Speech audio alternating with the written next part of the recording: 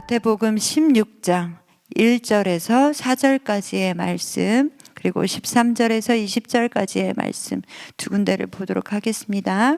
먼저 마태복음 16장 1절에서 4절까지의 말씀을 함께 읽도록 하겠습니다.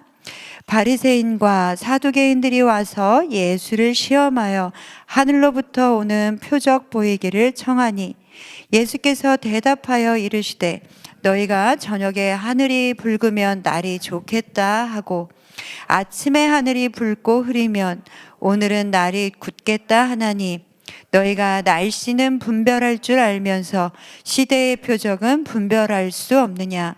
악하고 음란한 세대가 표적을 구하나 요나의 표적밖에는 보여줄 표적이 없느니라 하시고 그들을 떠나 가시니라. 아멘. 13절부터 20절까지 한 군데 더 보도록 하겠습니다. 13절입니다. 함께 읽겠습니다. 예수께서 빌립보 가이사랴 지방에 이르러 제자들에게 물어 이르시되 사람들이 인자를 누구라 하느냐. 이르되 더러는 세례요한, 더러는 엘리야, 어떤 이는 예레미야나 선지자 중에 하나라 하나이다. 이르시되 너희는 나를 누구라 하느냐. 시몬 베드로가 대답하여 이르되 주는 그리스도시요 살아계신 하나님의 아들이시니이다. 예수께서 대답하여 이르시되 바요나 시몬아 내가 복이 있도다. 이를 내게 알게 한 이는 혈육이 아니요 하늘에 계신 내 아버지시니라. 또 내가 내게 이르노니 너는 베드로라. 내가 이 반석 위에 내 교회를 세우리니 음부의 권세가 이기지 못하리라. 내가 천국 열쇠를 내게 주리니 내가 땅에서 무엇이든지 매면 하늘에서도 매일 것이요 내가 땅에서 무엇이든지 풀면 하늘에서도 풀리리라 하시고 이에 제자들에게 경고하사 자기가 그리스도인 것을 아무에게도 이르지 말라 하시니라. 아멘. 사랑하는 성도 여러분, 정말 좋은 새벽입니다. 우리에게 주시는 하나님의 말씀으로 또 하루를 살아가시는 여러분 되시기를 소망합니다. 오늘 본문에는 바리새인들과 사두개인들이 예수님께 와서 표적을 구하고 있습니다. 이 바리새인들과 사두개인들은 늘 예수님과 대립각을 세우고 있었고 또 바리새인들과 사두개인들도 사실 서로 대립하는 관계였지만 예수님이라는 공통의 적을 마주하는 것에 있어서는 같은 노선을 취하고 있었습니다. 오늘 본문 1절 말씀을 자세히 보면 그들이 예수님께 나와서 표적을 구하는 이유가 있습니다.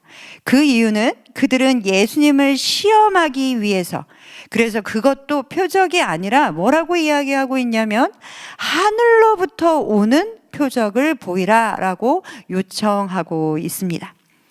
이것은 사실상 바리새인들과 사두개인들이 예수님께 당신이 메시아라면 메시아라는 사실을 증명해 보시오라고 말씀하고 있는 것입니다.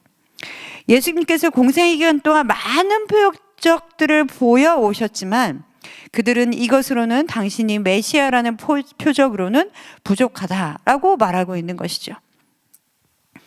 그들이 원하는 표적, 이적이라는 것은 아마도 어쩌면 구약에 나왔던 하나님이 선택했던 모세라는 사람을 통한 하늘에서부터 만나가 내리는 이적이라든가 아니면 엘리야가 하늘에서부터 불을 확 내리게 했던 그런 이적이라든가 아니면 달과 별이 멈추는 것과 같은 그런 이적을 생각했을지도 모릅니다. 그러나 이런 이적을 예수님께서 행한다 하실지라도 그들은 겉으로는 그것만 있으면 내가 예수를 믿겠습니다 라고 그렇게 위장하고 있지만 예수를 시험에 곤경에 빠뜨리기 위한 것이지 그들은 그것을 믿을 마음이 없었습니다. 그렇기에 예수님께서는 그들을 뭐라고 부르고 계시냐?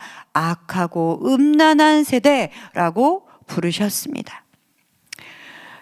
유대인들은 날씨를 관찰하는 일에는 관심이 많았습니다. 일기를 관측하고 연구하면서 때의 징조를 예측해내곤 했었습니다. 그것이 유대주의의 특징입니다.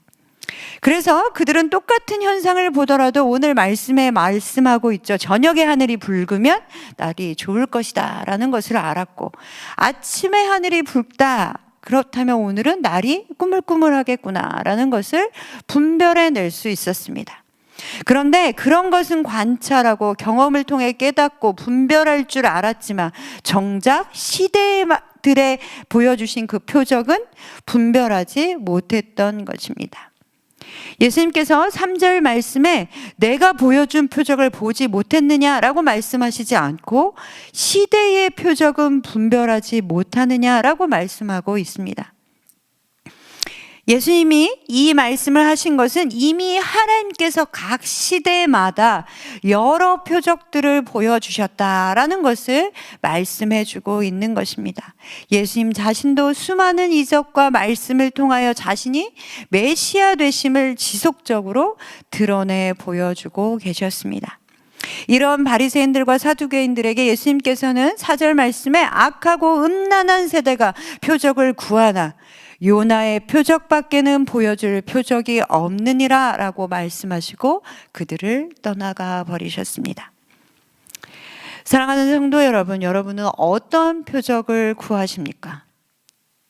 하나님께서 나에게 이런 표적을 보이시면 내가 신앙생활을 하는데 흔들리지 않고 확신을 가지고 살아갈 수 있을 텐데, 하나님께서 나에게 이렇게 해주시면 내가 더 헌신할 수 있을 텐데, 그런 생각을 하십니까? 하나님께서 이런 것만 나에게 보여주신다면 이 어려운 상황도 나는 버텨낼 수 있을 텐데 라는 생각을 간혹 하시지는 않으십니까? 왜 하나님 제게는 확신을 주시지 않나요? 라는 생각이 들 때도 있습니다. 아브라함과 사라에게는 하나님께서 자손의 번성을 약속하여 주셨습니다. 내 몸에서 날 사람이 너의 상속자가 될 것이다 라고 약속해 주셨죠. 그러나 이스마엘이 태어난 지 13년이 지나버렸고 아브라함은 99세가 되었지만 아브라함과 사라 사이에는 태어난 아들이 없었습니다. 자손의 번성을 말씀하신 하나님의 약속은 그냥 안개 속으로 사라져가는 듯 했습니다. 그러자 아브라함은 하나님의 약속을 불신하게 되었고 창세기 17장 18절 말씀에는 급기야 이스마엘이나 하나님의 약속의 자손으로 제발 삼아 주십시오 라고 기도합니다. 그런 두 사람에게 하나님께서는 언약과 자신의 약속의 표징으로 할례를 명하셨습니다. 아브라함만이 아니라 그 집안의 모든 남자들에게 대대로 할례를 명하셨습니다. 창세기 17장 13절의 말씀에 할례를 받아야 하리니 이제 내 언약이 너희 살에 있어 영원한 언약이 되려니와 라고 말씀하여 주셨고, 말의 약속만이 아니라 몸에 새긴 언약의 표징을 허락하여 주셨습니다. 몸에 새긴 것을 볼 때마다 하나님의 약속을 떠올리며 하나님이 그들의 하나님이 되고 그들은 하나님의 백성이 된다라는 것을, 그 약속을 떠올리도록 하나님께서는 하셨습니다. 이제 이 표징은 하나님이 나의 하나님이시고 나는 하나님의 백성, 하나님의 자녀가 되었다라는 표징이 되는 것입니다. 이에 아브라함은 자신의 불신앙을 돌이켜 믿음으로 집안의 모든 남자들을 데려다가 할례를 행하였습니다. 사랑하는 성도 여러분, 하나님께서는 계속해서 우리에게 그 시대들마다 표적을 보이셨습니다. 어떠한 공격과 방해와 어려움 가운데에서도 하나님의 역사는 계속해서 이루어졌으며 하나님의 일이 이루어지는 것을 우리에게 보이셨습니다. 핍박이 있을수록 복음은 더 강하게 살아났고 주를 믿는 사람들의 숫자는 더해갔으며 교회가 세워져 갔습니다. 느헤미야의 시대도 그러했고 사도행전의 시대에도 그러했습니다. 그리고 그 하나님의 일하심은 지금도 계속되고 있습니다. 이방인들과 핍박하는 사람들은 그 하나님의 역사하심을 보며 두려워하고 놀라워했습니다. 왜냐하면 그들은 이것이 하나님께서 일하신 것이다 라는 것을 알았기 때문입니다. 그렇게 느헤미야 6장 15절에서 16절의 말씀은 이렇게 말씀합니다.